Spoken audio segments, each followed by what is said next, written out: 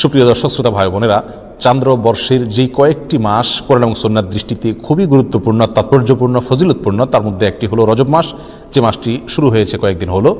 আবার একই সঙ্গে আমাদের মুসলমানদের সমাজে ইসলামের নামে বানোয়াট, ভিত্তিহীন এবং ভুয়া যেসব আমল প্রচলিত আছে এবং কুসংস্কার, বেদাত প্রচলিত আছে যে মাসগুলোতে সবচেয়ে বেশি, তার ভেতরে একটিও হলো এই রজব মাস।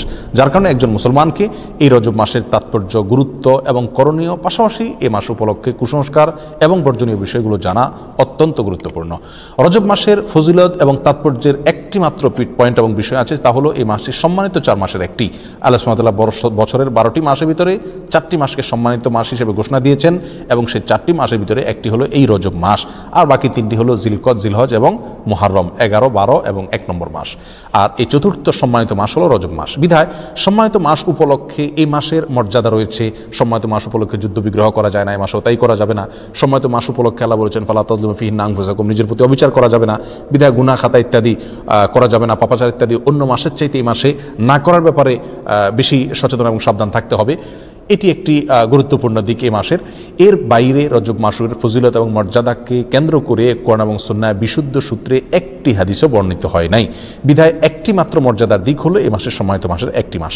এই মাসকে কেন্দ্র করে যে সমস্ত ভুল ধারণা বা কুসংস্কার আমাদের সমাজে প্রচলিত আছে এবং সমাজে ছেয়ে আছে, তার ভিতরে প্রধান এবং সবচেয়ে বড় কুসংস্কারের বিষয় হলো, অনেকেই মনে করেন রজব মাসটি হলো মেরাজের মাস এবং এই মাসের 27 তারিখে রাসূল আকরাম সাল্লাল্লাহু আলাইহি ওয়াসাল্লামের মেরাজ হয়েছে, এই ধারণা অনেক মুসলমানরা রাখেন এবং অনেকের ভিতরে এটা বদ্ধমূল আছে।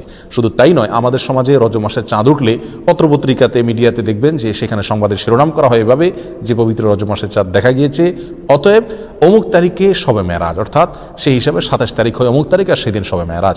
অর্থাৎ রজব মাস মানেই হলো মেরাজের মাস। এই মাসের মূল প্রতিপাদ্য বিষয় হলো মেরাজ, যার কারণে এই মাসের অনেক ফজিলত এবং অনেক গুরুত্ব এবং মর্যাদা আছে বলে অনেকে মনে করে থাকেন, অথচ এর সাথে কোরআন এবং সুন্নাহর ন্যূনতম কোনো সম্পর্ক নাই। হাদিস শাস্ত্রের ইতিহাসে সবচেয়ে বড় মাপের হাদিস বিশারদদের একজন হলেন হাফেজ ইবনে হাজার আল আসকালানী রাহিমাহুল্লাহ। হাফেজ ইবনে হাজার আসকালানী রাহিমাহুল্লাহর নাম জানেন না অথবা তার ইলম থেকে উপকৃত হননি এমন একজন আলেমও সারা পৃথিবীতে খুঁজে পাওয়া কঠিন হবে। সেই হাফেজ ইবনে হাজার আল আসকালানী রাহিমাহুল্লাহ বলেছেন যে, ওয়াদাকারা বাযুল কুসসা আছে, কোন কাহিনী রিসাইটার, কোন গল্পবাজ বক্তা, তারা মানুষদেরকে বলে, বা গল্পবাজ লেখক তারা মানুষদেরকে জানায় যে নবী ইসলামের মেরাজের ঘটনা নাকি রজব মাসে হয়েছে এবং রজব মাসের 27 তারিখে হয়েছে। তিনি বলেন যে ওয়াদালিকা কিজবুন, আর এটা মিথ্যাচার। নবী ইসলামের নামে তিনি রজব মাসের 27 তারিখে তার মেরাজ হয়েছে এরকম কোনো গ্রহণযোগ্য বর্ণনা পাওয়া যায় না।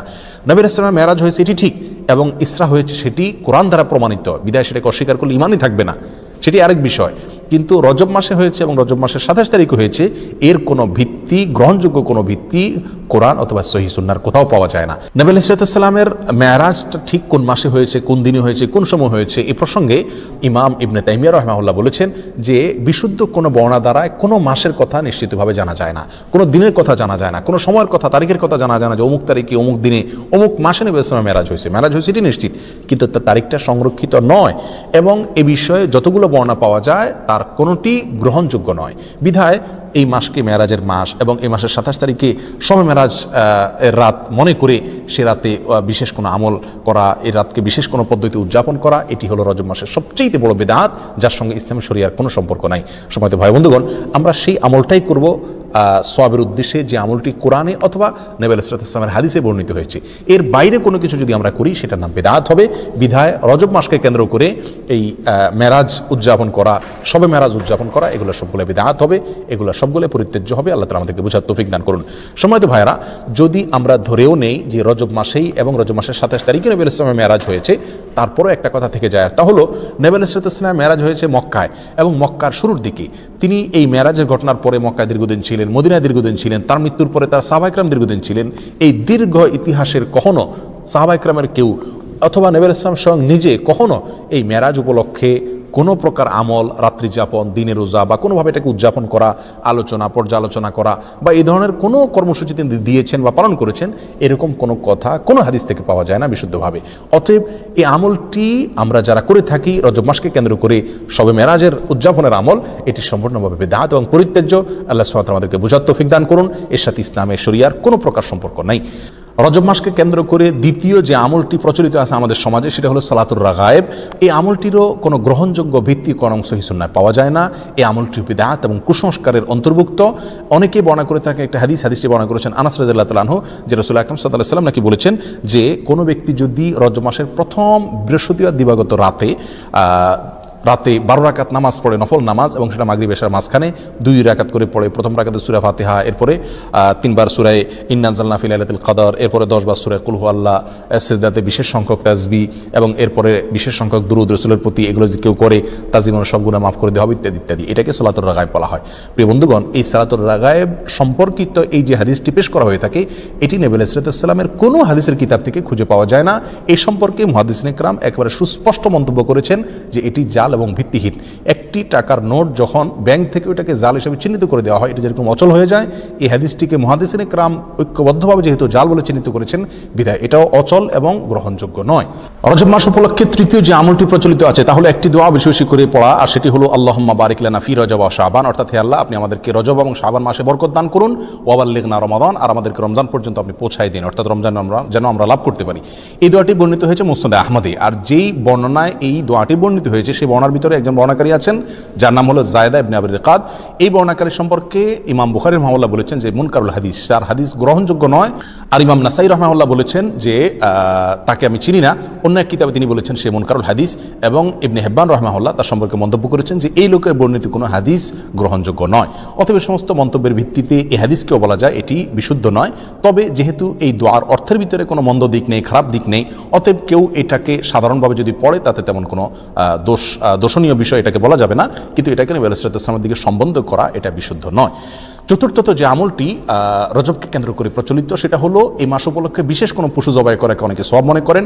এটি মূলত আইয়ামে জাহিলিয়াতে ইসলাম পূর্ব যুগে প্রচলিত ছিল, যেটাকে আতিরা বলা হয়। তারা রজব মাসে বিশেষ পশু জবাই করতো, যেমন আমরা কোরবানির মাসে জিলহজ মাসে কোরবানি করে থাকি, এবং এটাকে খুব সওয়াবের কাজ মনে করতো, খুব ভালো কাজ মনে করতো। ইসলাম তাদের সেই প্রথাকে সম্পূর্ণভাবে রহিত করেছে, বিলুপ্ত করেছে। এই সম্পর্কে বহু বিশুদ্ধ হাদিস বর্ণিত আছে। বিধায় রজব মাস উপলক্ষে বিশেষ কোনো পশু জবাই করা এটাকে সওয়াবের কাজ মনে করা যাবে না। অন্য মাসে জবাই করেন সেসব এই মাসেও করেন, সেটা ভিন্ন বিষয়, কিন্তু সওয়াবের অংশ হিসাবে এই মাসে কোনো পশু জবাই করা যাবে না। রজব মাস উপলক্ষে 5 নম্বর যে আমলটি প্রচলিত আছে অথচ তার কোনো গ্রহণযোগ্য ভিত্তি ইসলামী শরীয়তে নাই, তা হলো এই মাসে বেশি বেশি নফল রোজা রাখা এবং ইতিকাফ করা। অনেকেই এটাকে খুব সওয়াবের কাজ মনে করেন যে রজব মাসে বেশি বেশি করে নফল রোজা রাখতে হবে। আর মজার বিষয় হলো বহু হাদিস বর্ণিত আছে এই রজব মাসে নফল রোজা রাখার বিষয়, তার একটিও বিশুদ্ধতার মানদণ্ডে উত্তীর্ণ নয়। একটি মাত্র হাদিস পাওয়া যায় সুনানে আবু দাউদের ভিতরে। এক লোক নবী আলাইহিস সালামের কাছে আসছেন, তার সঙ্গে 1 বছর পরে দেখা করছেন। নবী আলাইহিস সালামকে বললেন, ইয়া রাসূলুল্লাহ আপনি আমাকে চিনতে পারেননি, আমি তো অমুক। তখন তিনি বললেন, তুমি তো সে মনে হচ্ছে না, অর্থাৎ চেহারা পরিবর্তন হয়ে গেছে তোমার, তুমি এরকম পরিবর্তিত কিভাবে হলে? তখন তিনি বললেন, ইয়া রাসূলুল্লাহ এই 1 বছরে আমি কখনো দিনের বেলায় খাবার খাইনি, অর্থাৎ আমি রোজা রেখেছি সারা বছর। তখন তিনি বললেন, তুমি নিজেকে এত কষ্ট কেন দিতে গেলে? লোকটি বলে, ইয়া রাসূলুল্লাহ আমার অনেক শক্তি আছে, আপনি আমাকে নফল রোজার অনুমতি দিন, সুযোগ দিন। তখন নবী ইসলাম বিভিন্ন ফরম্যাটে তাকে রোজা রাখার জন্য বললেন। একটা পর্যায়ে সে বাড়াইতে আরো বাড়াইতে চাইলো, আরো বেশি রোজা রাখতে চাইলো। তখন নবী ইসলাম তাকে বললেন, তুমি সম্মানিত মাসে রাখিও, সম্মানিত মাস চলে গেলে ছেড়ে দিও রোজা, এভাবে করে রাখিও তুমি।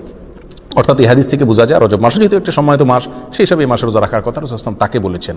এই হাদিসে মূলত তাকে স্পেশালি বলা হয়েছে, এবং সম্মানিত মাস এটা রজবের সাথে খাস নয়, বিধায় রজব মাসে নফল রোজার বিশেষ কোনো ফজিলত আছে এরকম মনে করাটা বিশুদ্ধ নয়। রজব মাসকে কেন্দ্র করে আরেকটি আমল প্রচলিত আছে, তা হলো উমরা বেশি বেশি করা। বিশেষ করে সৌদি আরবে প্রচলিত আছে, আর শিয়াদের ভিতরে এটা বেশি প্রচলিত আছে। শিয়ারা গোটা রজব মাসকে কেন্দ্র করেই অনেক আনুষ্ঠানিকতা করে থাকে, যার একটা প্রভাব আমাদের সমাজে পড়েছে, কারণ শিয়াদের অনেক প্রভাব এখন আমাদের সমাজে রয়ে গেছে, যার কারণে রজব মাসকে খুব বেশি ঘটা করে আমরা অনেকেই উদযাপন করে থাকি। তার ভিতরে একটি কাজ অনেকেই করে থাকেন, তা হলো বিশেষভাবে ওমরা। মনে করেন যে রজব মাসে ওমরা করলে বেশি সওয়াব হবে, এবং এটাকে ওমরায়ে রজবিয়া বা রজব মাসের ওমরা বলা হয়। অথচ এই সম্পর্কে নবী আলাইহিস সালাম থেকে বিশুদ্ধ কোনো হাদিস পাওয়া যায় না। একটি হাদিস আছে সহিহ বুখারীতে, আব্দুল্লাহ ইবনে ওমর রাদিয়াল্লাহু আনহু বর্ণনা করেছেন। তিনি বলেছেন নবী আলাইহিস সালাম 4টি ওমরা করেছেন, এবং তার একটি ছিল রজব মাসে। তখন আম্মা জান আয়েশা রাদিয়াল্লাহু তাআলা আনহা তাকে খণ্ডন করে বলেছেন যে নবী আলাইহিস সালামের 4টি ওমরার প্রত্যেকটি ওমরায় তিনি সঙ্গে ছিলেন, তার কোনো ওমরা রজব মাসে ছিল না। অতএব সহিহ বুখারীর এই সুস্পষ্ট হাদিস থেকেও বোঝা গেল রজব মাসে ওমরা করার বিশেষ কোনো ফজিলত নেই। অন্য মাসে কেউ ওমরা করে সেই হিসাবে এই মাসও করতে পারে। যেমনিভাবে রজব মাসে রোজারও বিশেষ কোনো ফজিলত নেই, কিন্তু অন্য মাসে কেউ 13, 14, 15 চাঁদের এই তারিখগুলোতে অথবা সোমবার রোজা রাখে, সেই হিসাবে কেউ রোজা যদি রাখে এটা ভিন্ন কথা, কিন্তু রজব হিসাবে যদি কেউ রাখে তাহলে সেটা বিদআত হবে। রজব মাসকে কেন্দ্র করে অনেক জাল এবং ভিত্তিহীন হাদিসও বর্ণিত হয়েছে। তার ভিতরে একটি হলো রজব আল্লাহর মাস, শাবান রাসূলের মাস, আর রমজান হলো তার উম্মতের মাস। এরকম একটা হাদিস অনেকে বর্ণনা করে থাকেন। এই হাদিসকে হাফেজ ইবনে হাজার আসকালানি রাহিমাহুল্লাহ বলেছেন, এই হাদিসে বর্ণাকারীদের ভিতরে আবু বকর আন-নাক্কাশ নামে একজন বর্ণাকারী আছেন, যে লোকটি মিথ্যুক এবং রাসূল সাল্লাল্লাহু আলাইহি ওয়াসাল্লাম নামে হাদিস বানানোর ক্ষেত্রে সে বিখ্যাত। আর তার সম্পর্কে অন্যান্য মুহাদ্দিসিন ইকরামের অনেকে আরো অনেক মন্তব্য করেছেন। তার ভিতরে ইমাম সুয়ুতী রাহমাতুল্লাহি আলাইহি মাসনুআর ভিতরে ইমাম সানানী রাহমাতুল্লাহ মওযুআত নামক কিতাবে তার সম্পর্কে একই মন্তব্য প্রায় করেছেন। বিধায় এটিও জাল এবং ভিত্তিহীন হাদিস। অনেকে রজব মাস সম্পর্কে আরেকটা হাদিস বর্ণনা করে থাকেন, অনেক খুতবাতে অনেক আলোচনাতে আমরা অনেক হয়তো শুনে থাকবো যে কোরআনের মর্যাদা সকল জিকিরের মধ্যে যেরকম শ্রেষ্ঠ, এরকম সকল মাসের ভিতরে রজব মাসের মর্যাদা শ্রেষ্ঠ। এই হাদিস যারা বর্ণনা করে থাকেন, এই হাদিস প্রসঙ্গে হাফেজ ইবনে হাজার আসকালানি রাহিমাহুল্লাহ এবং অন্যান্য হাদিস বিশারদ, বিশেষ করে জাল হাদিস বিশেষজ্ঞ উলামা ইকরামের অনেকেই বলেছেন যে হাদিসের বর্ণনাকারীর ভিতরে সিক্তি নামে একজন বর্ণনাকারী আছেন, আর এই বর্ণনাকারী, এই লোকটি জাল হাদিসের বিখ্যাত বর্ণনাকারী, অর্থাৎ রাসূল সাল্লাল্লাহু আলাইহি ওয়াসাল্লাম নামে মিথ্যা হাদিস বর্ণনা করার ক্ষেত্রে তার বিশাল খ্যাতি রয়েছে। এই সম্পর্কে রিজাল শাস্ত্রে একেবারে চিহ্নিত এই লোক, যার কারণে এই বর্ণনাটাও ভিত্তিহীন, জাল এবং বানোয়াট, ভুয়া রাসূল সাল্লাল্লাহু আলাইহি ওয়াসাল্লাম নামে মিথ্যা হাদিস। রজব মাস সম্পর্কে আরেকটি জাল বা ভিত্তিহীন হাদিস আছে, তা হলো রজব মাসে যে ব্যক্তি 3টি রোজা রাখবে আল্লাহ তাআলা তার আমলনামায় 1 মাস রোজার সওয়াব দিবেন, আর যে ব্যক্তি 7টি রোজা রাখবে আল্লাহ তাআলা তার জন্য জাহান্নামের 7টা দরজা বন্ধ করে দিবেন। এরকম একটা হাদিস অনেকে বর্ণনা করে থাকেন, এবং এই হাদিসকে জাল হাদিস সমগ্রের যত বই আছে, জাল হাদিসের কালেকশনের যত বই আছে, তার সমস্ত কিতাবেই এই হাদিসটি স্থান পেয়েছে। ইবনুল জাওজি রাহিমাহুল্লাহ আল মাওযুআত কিতাবে, সুয়ুতী রাহমাতুল্লাহি তাআলা আল মুসতাআ কিতাবে, শাওকানি রাহিমাহুল্লাহ ফাওয়াইদুল মুজমুআ কিতাবে এবং তাবয়িনুল আজাব কিতাবে, ইবনে হাজার আসকালানি রাহিমাহুল্লাহ, এভাবে সমস্ত প্রায় জাল হাদিসের যে কিতাবগুলো আছে সেগুলোতে এই হাদিসটা স্থান পাইছে, অর্থাৎ এই হাদিসটি জাল এবং ভিত্তিহীন। এভাবে রজব মাসকে কেন্দ্র করে আরো অনেক জাল, ভুয়া এবং ভিত্তিহীন হাদিস আমাদের সমাজে প্রচলিত আছে। তার ভিতরে আরেকটা হলো, যে ব্যক্তি রজব মাসে রোজা রাখবে এবং 4 রাকাত নামাজ পড়বে, আল্লাহ সুবহানাহু ওয়া তাআলা জান্নাতে তার জন্য যে আসন রেখেছেন, তার যে মাকাম হবে, সেটা না দেখে তার মৃত্যু হবে না, অর্থাৎ দেখে তারপর মৃত্যু হবে। এই হাদিসটাও জাল এবং ভিত্তিহীন, বানোয়াট। এর সঙ্গে ইসলামী শরীয়তের কোনো সম্পর্ক নাই। ইমাম শাওকানি রাহিমাহুল্লাহ আল ফাওয়াইদুল মুজমুআ কিতাবে হাদিসকে জাল বলে চিহ্নিত করেছেন। ইবনুল কাইয়িম আল জাওজি রাহিমাহুল্লাহ আল মাওযুআত কিতাবে এটাকে জাল বলে চিহ্নিত করেছেন, এবং অন্যান্য কিতাবও চিহ্নিত হয়েছে। এটাও জাল এবং ভিত্তিহীন। সম্মানিত ভাই বন্ধুগণ, রজবকে কেন্দ্র করে আরো একটি ভুয়া আমল ইদানিং আমাদের সমাজে প্রচলিত বেশ কয়েক বছর থেকে দেখা যায়, এবং সামাজিক যোগাযোগের মাধ্যমে খুব বেশি প্রচলিত দেখা যায়। তাহলে অনেকে বলে থাকেন, অনেকে মেসেজ পাঠিয়ে থাকেন, ইনবক্স করে থাকেন যে রমজান অমুক তারিখে হবে, এই সংবাদ যদি আপনি এতজন লোককে দেন তাহলে আপনার জন্য জান্নাত ওয়াজিব হবে, ইত্যাদি ইত্যাদি। এটি আমাদের মূর্খতার একটা বড় প্রমাণ। আমরা কোরআন সুন্নাহ থেকে যে কত দূরে সরে গেছি, যে কোনো কথা, মুখরোচক কথা শুনলে আমরা সেটাকে গিলে খাচ্ছি ইসলামের নামে। এটার একটা বড় প্রমাণ হলো এই ঘটনাকে আমরা অনেকেই খুব গুরুত্বের সাথে দেখি, এবং এই মেসেজকে আমরা অনেকে চালাচালি করে থাকি। প্রিয় বন্ধুগণ, রমজানের সংবাদ কাউকে দিলে তার জন্য কোনো ফজিলতের কথা, কোনো মর্যাদার কথা কোরআন সুন্নাহর কোথাও বলা হয়নি। যারা এই মেসেজকে প্রচার করেন তারা আল্লাহ এবং তার রাসূলের নামে মিথ্যাচার করছেন, আর যারা মিথ্যাচার করছেন নবী সাল্লাল্লাহু আলাইহি ওয়াসাল্লাম বলছেন তাদের ঠিকানা জাহান্নাম। বিধায় এই ধরনের মেসেজকে আমরা ফরওয়ার্ড করব না এবং এগুলোকে ইগনোর করব। এর সাথে ইসলামের শরীয়তের কোনো সম্পর্ক নাই।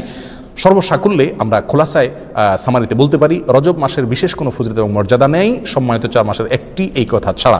এ মাস উপলক্ষে বিশেষ একটি আমলের কথাও কোরআন এবং সুন্নাহ বর্ণিত হয় নাই, এবং এ মাস উপলক্ষে বিশেষ কোনো রোজা, বিশেষ কোনো উমরা, বিশেষ পদ্ধতিতে সালাত, এমনকি বিশেষ যে আমলটি আমাদের সমাজে সবচেয়ে জলবায়ু প্রচলিত আছে, মেরাজের রাত্রি উদযাপন করা, সে রাত্রে জেগে ইবাদত করা, দিনে রোজা রাখা, এর একটি জিনিসও নবী আলাইহিস সালাম থেকে প্রমাণিত নয়।